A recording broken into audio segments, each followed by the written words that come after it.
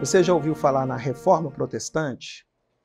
Dia 31 de outubro comemora-se o Dia da Reforma, conhecido também como Reforma Religiosa. Dia 31 de outubro de 1517 foi o dia em que Martinho Lutero afixou as chamadas 95 teses na porta da igreja da cidade de Wittenberg, na Alemanha. Mas nós não podemos atribuir a Reforma Protestante a um único evento e nem a um único personagem. Precisamos voltar ainda mais na história, finalzinho da Idade Média, ali por volta dos anos 1200, 1300, surgem os chamados pré-reformadores. Pessoas também ligadas à igreja, outras não, que questionam certas práticas litúrgicas, políticas e econômicas que estão no poder, que estão nas mãos da igreja. Havia uma insatisfação muito grande por parte do povo, de uma forma geral, na Europa, e por parte dos reis também, porque a igreja detinha todo esse poder. Havia fome, havia uma miséria muito grande. E, paralelo a isso, a igreja coletava as chamadas indulgências. O que eram indulgências? As indulgências eram os pagamentos que a população fazia em troca do perdão dos pecados, para não irem para o inferno. E havia, naquela época, os historiadores, em especial Alderi Matos, nos conta que havia um tipo de método que era chamado de a matemática da salvação. Ou seja, você pagava e era salvo. Contra tudo isso, surgem os pré-reformadores, que vão ser condenados, alguns vão ser mortos, outros vão ser perseguidos. As décadas se passam e agora, por volta do ano 1500, em especial 1517, nós temos o personagem Martinho Lutero. O que está acontecendo ali naquele momento? O Sacro Império Romano, ele recebia forte influência da Igreja Católica, forte influência da Igreja e do Papa. Para que alguém se tornasse um líder, um imperador, ele precisava contar com a eleição do colégio eleitoral. Nesse momento aí, a Igreja Católica ela está um pouco abalada devido a um chamado grande cisma. 3 papas tentam ocupar a mesma vaga. E no meio dessa crise toda, eles vão eleger um novo líder para o Império Romano. E é quando está faltando um arcebispo para compor o colégio eleitoral. Então, uma das famílias que já possuía um dos cargos resolve também se apropriar dessa vaga e escolhem um jovem que vai ocupar essa vaga, esse cargo como arcebispo. Então, eles escolhem um jovem chamado Alberto. Para que Alberto ocupasse essa vaga de arcebispo, ele precisava ser ordenado arcebispo e precisava ter idade, conforme era a regra da época.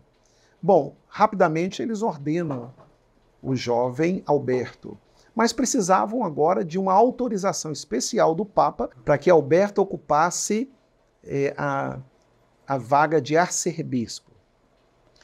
Então, a família resolve pagar o Papa. Para isso, ela toma um dinheiro emprestado. Alberto é colocado na vaga de arcebispo e o Papa Leão X autoriza ele a fazer uma coleta especial de indulgências. Alberto nomeia John Teasdale para fazer essa tarefa de coleta especial das indulgências. Quando Teasdale está chegando próximo à cidade de Wittenberg, Lutero fica sabendo. Imediatamente Lutero se manifesta, e a maneira como ele se manifesta é como o costume daquela época de alguém que era professor. Ele afixa na porta da igreja as 95 teses. E ele assim está publicamente chamando o povo para um debate, para debater sobre esse assunto. Lutero, como os pré-reformadores, como tantos outros, não aprovavam esse método, esse sistema de indulgências e de outras práticas. A igreja estava numa forte crise, tanto moral quanto espiritual, política também, porque em alguns lugares, em alguns países da Europa, já surgiam ali indícios de novas configurações políticas. Então, Martinho Lutero, obviamente, vai ser questionado pela liderança religiosa da época, vai ser condenado a se desculpar, mas ele não faz isso, ele não aceita, ele vai ser perseguido e ele vai ser acolhido por um príncipe, ele vai morar no castelo desse príncipe, sob a proteção dele. O príncipe ficou conhecido como o Sábio, e a igreja, então, ela começa a se ver diante de uma grande mudança, uma grande transformação. Em vários países da Europa, a reforma vai se ampliando. Vão surgindo líderes nesses países que vão dar continuidade àquilo que os pré-reformadores e que o próprio Lutero havia feito. Em cada região dessa, vão sendo realizadas chamadas confissões. Confissões importantes, que vão estabelecer como que aquela região vai lidar com as questões religiosas e políticas. Até chegar ao ponto de acontecer na Inglaterra, no Reino Unido, a confissão de fé da cidade de Westminster, que foi considerada uma das melhores, porque ela soube tratar muito bem essa relação igreja e Estado e política. Por exemplo, um outro personagem que vem logo à frente, que é João Calvino, vai dar base para essa confissão, e posteriormente, um pouquinho depois, um outro personagem chamado John Knox, que também vai fazer um ajuste em tudo isso e vai criar o sistema presbiteriano. O sistema presbiteriano parte do princípio de que os leigos, o povo, elege dentre eles pessoas para também atuar no governo. Então você tem aqui o início de uma era moderna com vamos chamar assim, um germe, um início de um novo tempo, uma democracia. Obviamente que isso aí não aconteceu da noite para o dia, isso levou mais ou menos aí uns 2 séculos para acontecer.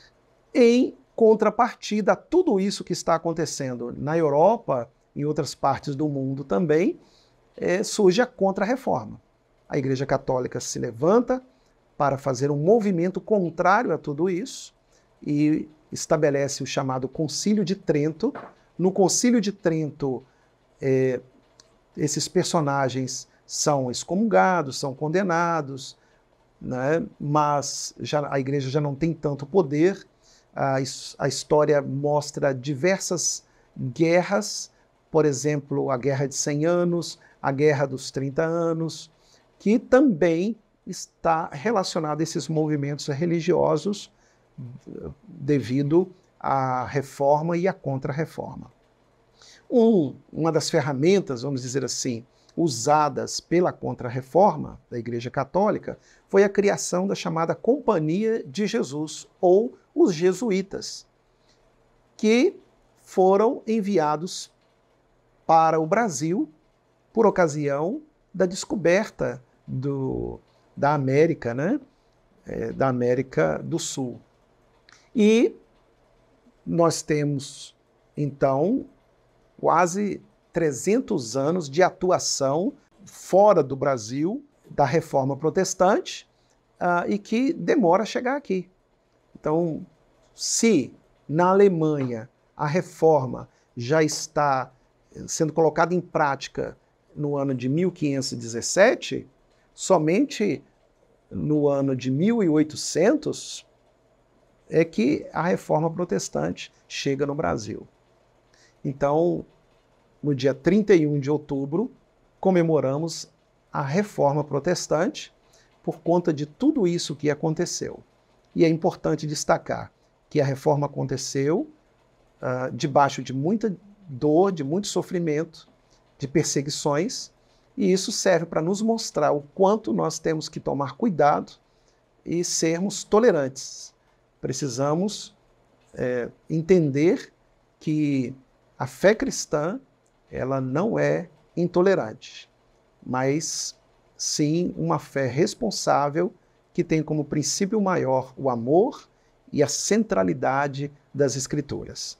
A Reforma Protestante, ela, na sua forma como ela chega ao final, ela destaca a centralidade e a inerrância das Escrituras. Os concílios podem errar, o Papa erra, mas as Escrituras nunca erram.